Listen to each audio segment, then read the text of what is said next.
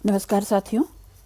आज हम आ, आपका बंटी उपन्यास, मन्नू भंडारी कृत आपका बंटी उपन्यास को समस्या मूलक उपन्यास के रूप में देखने वाले हैं और बंटी के अकेलेपन, संत्रास, पीड़ा और अभाव के बारे में जांच पड़ताल करेंगे। साथ ही बाल मनोविज्ञान के साथ साथ इसमें स्त्री विमर्श कैसे है इस उपन्यास में, इस पर भी थोड़ी सी चर्चा करेंगे। साथियों, जैसा कि मैंने आपको पहले भी बताया था कि बंटी अत्यंत संवेदनशील बालक है। बचपन से ही 9 वर्ष का बच्चा है।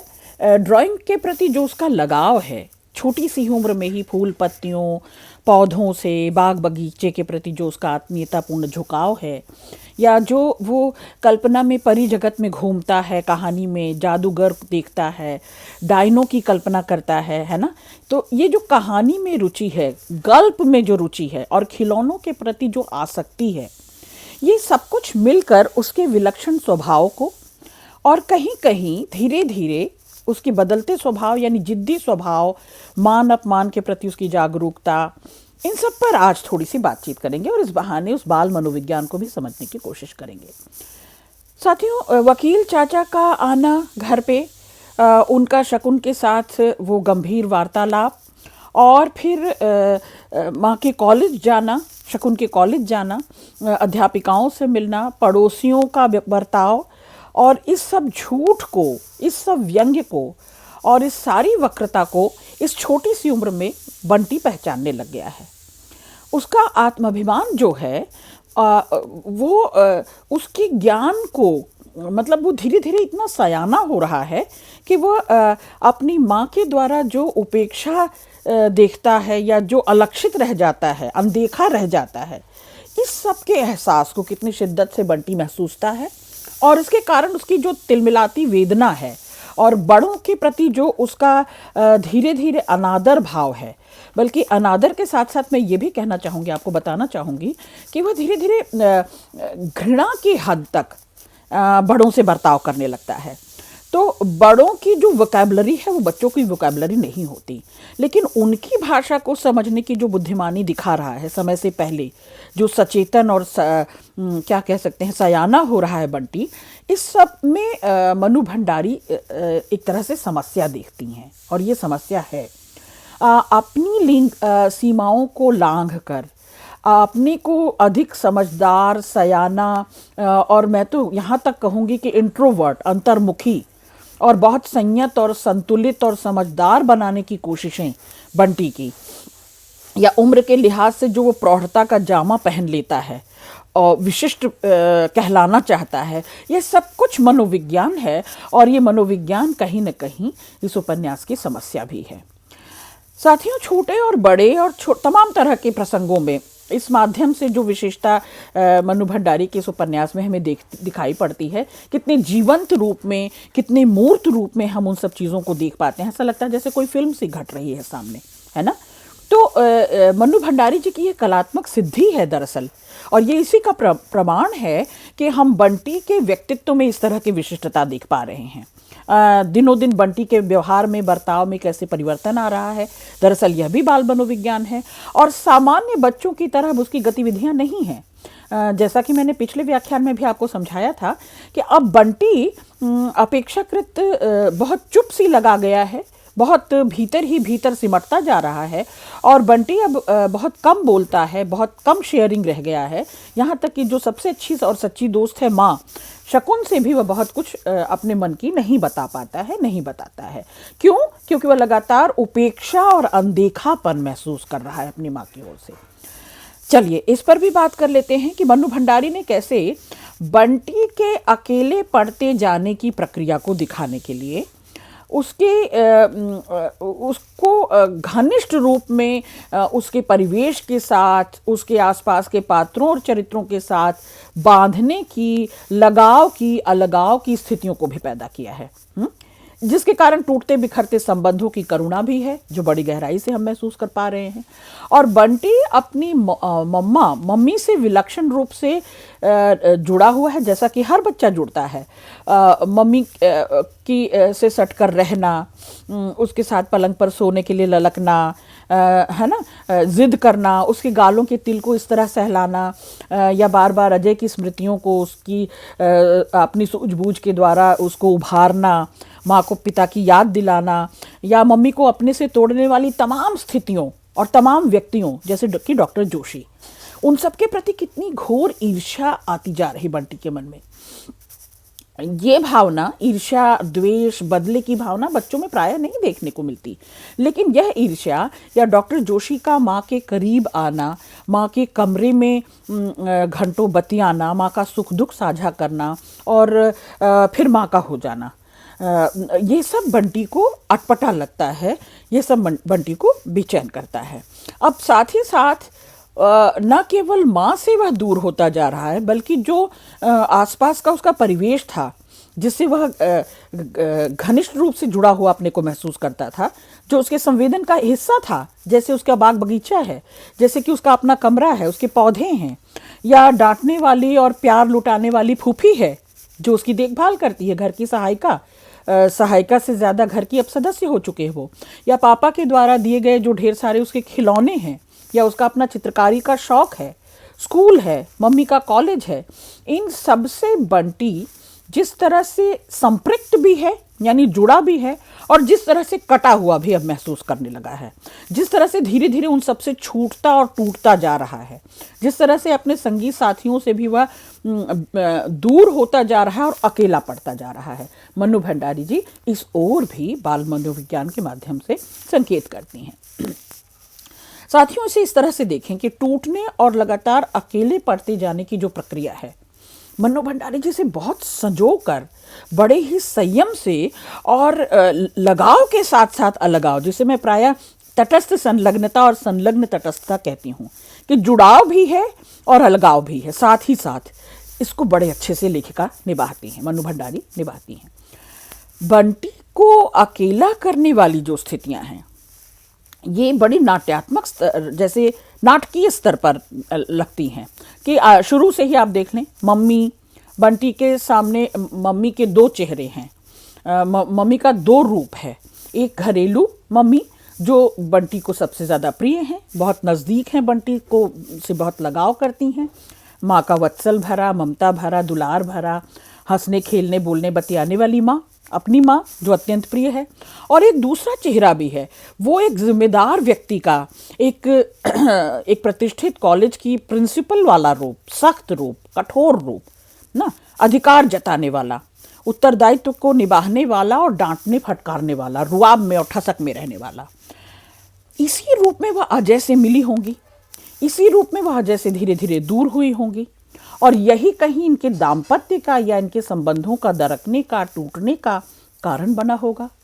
फिर बंटी ड्रेसिंग टेबल पर रखी शीशियों को देखता है, उसके तिलस्म को महसूस करता है, जादू को महसूस करता है, और उसे लगता है कि इन शीशियों में ही कोई जादू है, जिसके पास आते ही, जिस पर तैयार होते ही मम्मी एकदम बदल जाती हैं। हाँ, और इन दोनों का संतुलन बिठा नहीं पाता बंटी। ये बंटी की वेदना का साथियों सबसे बड़ा कारण इसे मैं महसूस करती हूँ कि बंटी पीड़ा इसीलिए पाता है क्योंकि दोनों रूपों में, माँ के दोनों रूपों में सामंजस्य नहीं बिठा पाता, और ये किसी बालक के बस में है भी नहीं, ऐसा मैं मानती हूँ। अब बंटी और मम्मी के टूटने, बिखरने और इस तरह के तमाम प्रेम संबंधों के आसपास भी बहुत कुछ है। बंटी की मानसिकता को लगातार जो चीज़ें जटिल बना रही हैं, वो हैं परिस्थितियाँ, वो हैं परिवेश।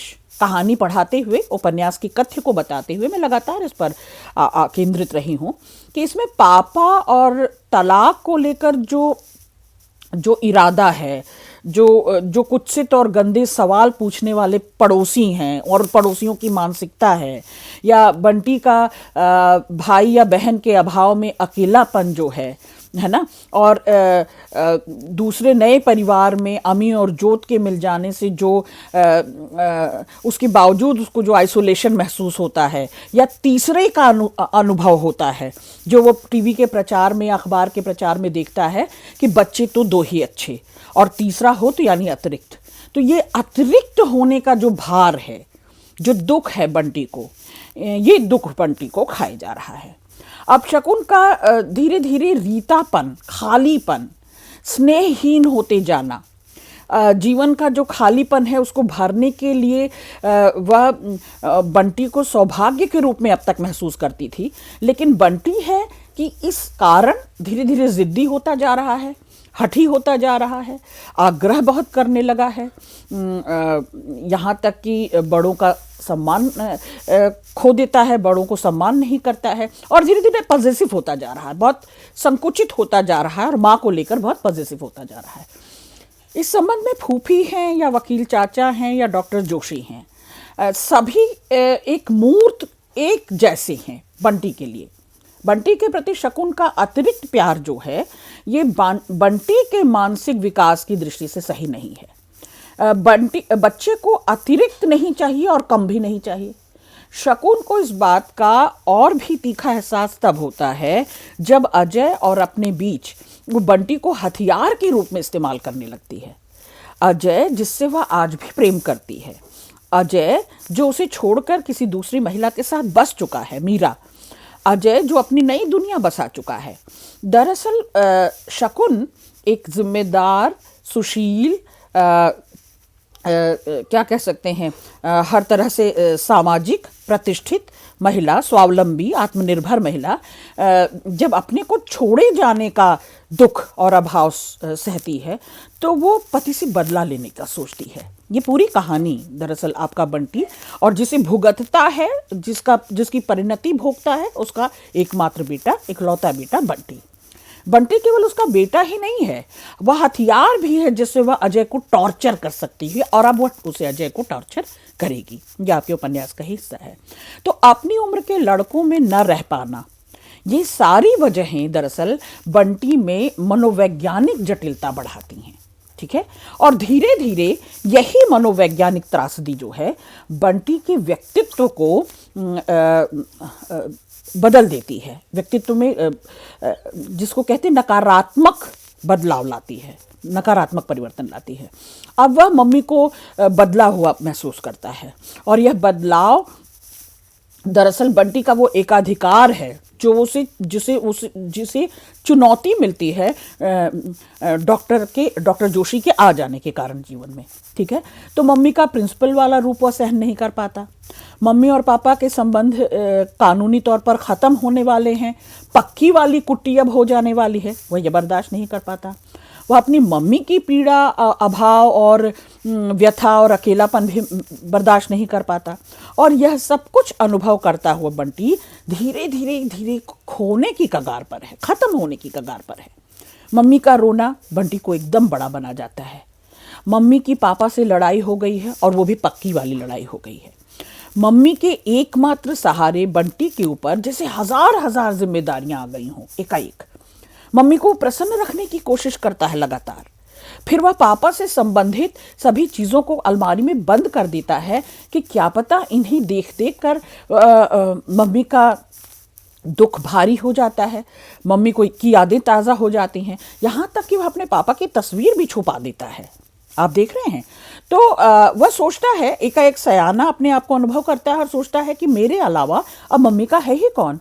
जब उसे पता चलता है कि मम्मी एकमात्र बंटी जिस पर अधिकार समझ रहा था, एकाधिकार समझ रहा था, किसी और से जुड़ाव महसूस कर रही हैं, कहीं और कनेक्ट हो रही हैं, तो इस कनेक्टिविटी को, इस कनेक्शन को बंटी बर्दाश्त नहीं कर पाता, पचा नहीं पाता।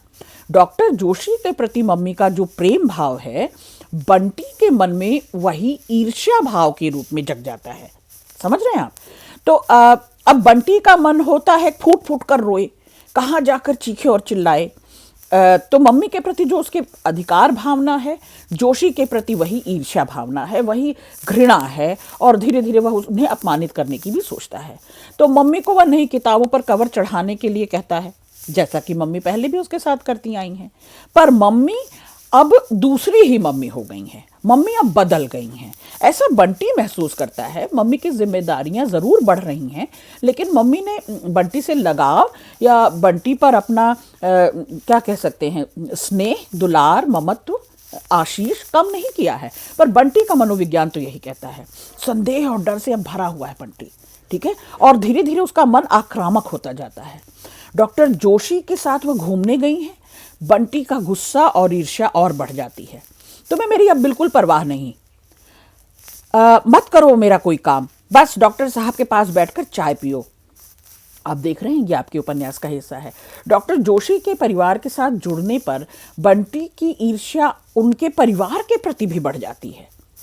तो वह बंटी जो अभी तक चुप सा था, अकेला सा था, एक उसकी मम्मी ही थी, एक उसकी दुनिया पूरी उसकी मम्मी ही थी, वह भी जाकर पराये लोगों के साथ मिल गई, ऐसा बंटी महसूस करता है।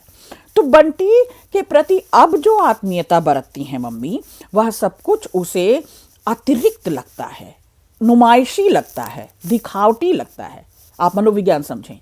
अब वह ऊधम खड़ा करता है, अब वह नाराज होता है, गुस्सा होता है, ईर्ष्या व्यक्त करता है, पापा के खिलौनों को कभी फेंकता तोड़ता, मम्मी से झगड़ता है, और अब अपमान, गुस्सा, ईर्ष्या और कुछ न कह सकने की असहायता बंटी के भीतर धीरे धीरे खींच भरती जाती है, वेदना भरती जाती है। अब वह बंदूक से खेलने लगा है, अब वह तोड़ फोड़ करने लगा है, हिंसक होता जा रहा है बच्चा। तो जो ये घुटन है साथियों, मैं यही बताना चाह रही थी कि ये विस्फोट का रूप ले लेती है। ये गुस्सा, ये दुख, ये अपमान, भूखा रहना, डरना, सहम जाना बंटी को भीतर तक थका देती हैं। चीज़ें, ये परिस्थितियाँ थका देती हैं और भीतर तक बच्चा जैसे सुन्न होता जाता है। अब उसे न गुस्सा आता है, न रोना आता है। बंटी का मन होता है कभी मम्मी से लिपट जाए, फिर एकाएक उसे वो शीशियाँ याद आ जाती हैं और उनको जो माँ का रूप बदल देती हैं, माँ को कठोर कर देती हैं। फिर फूफी का बार बार समझाना, दोस्त का उलाहना देना, पड़ोसियों की मानसिकता, ये सब दरअसल बंटी किसी तरह एडजस्ट कर रहा होता है, लेकिन एडजस्ट न करने की स्थिति में वह विद्रोह पर आ जाता है। बंटी का अपनी माँ का किसी और के साथ जुड़ जाना, किसी और के जीवन में प्रवेश करना या किसी और को अपने जीवन में प्रवेश करने देना, बंटी को ऐसा महसूस होता है जैसे कि दुनिया ही बदल गई, जैसे कि सब कुछ बदलने वाला है, जैसे कि अब सब कुछ बंटी का छिन जाएगा। माँ को पराये पुरुष के साथ कमरे में असहज स्थिति में देख लेना। बंटी अभी बहुत छोटी उम्र का है, लेकिन उसका मनोविज्ञान, उसके भीतर एक उथल पुथल हो जाती है, एक अपराध भावना जन्म लेने लगती है।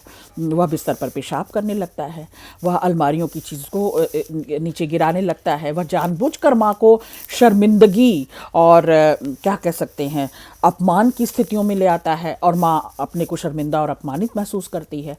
अब धीरे धीरे उसका कनेक्शन माँ से, उसका अलगाव होने लगता है और वह सोचता है कि पिता को चिट्ठी लिखेगा, अजय को चिट्ठी लिखेगा और कलकत्ते से बुला लेगा और वह कलकत्ते ही जाकर रहेगा। तो चुपके चुपके वो जो पापा को चिट्ठियाँ लिखता है, दरअसल वह चाहता है कि सब कोई उसके सामने झुके, गिड़गिड़ाएं, हर कोई अपना प्रेम उस पर लुटा दे, हर कोई बंटी के नीचे आकर बंटी के प्रति एक निष्ठता निभाए, हर कोई बंटी की नज़र से अपना आसपास और परिवेश देखे और वह चाहता है कि अजय आए और बंटी की माँ को बहुत डांटे और फटकारें कि बंटी को एकाएक उसने अकेला कर दिया और डॉक्टर जोशी की दुनिया में प्रवेश कर गई, और वह अपने पिता से खूब लिपट कर रोए और हमेशा के लिए शकुन को परेशान करने के लिए, शकुन से बदला लेने के लिए, शकुन को शर्मिंदा करने के लिए पिता के साथ जाकर बस जाए। तो साथियों, ये सारा मनोविज्ञान है कि माँ अति संवेदनशील रूप से बंटी से जुड़ी हुई है, पर बंटी है कि माँ को वेदना देता है, पीड़ा देता है, गहरी पीड़ा देता है और नहीं सुधरने की स्थिति तक उसके व्यक्तित्व में परिवर्तन आता है। और वह बच्चा जब पिता के घर में भी, यानी कलकत्ते भी जाकर अजय के घर में भी एडजस्ट नहीं हो पाता, तो धीरे धीरे अपने सगे पिता उसे हॉस्टल भेजने की तैयारी करते हैं। तो साथियों, आज मैंने मन्नू भंडारी जी के उपन्यास आपका बंटी के बाल मनोविज्ञान पर बात की। अगले व्याख्यान में कुछ और। शुक्रिया।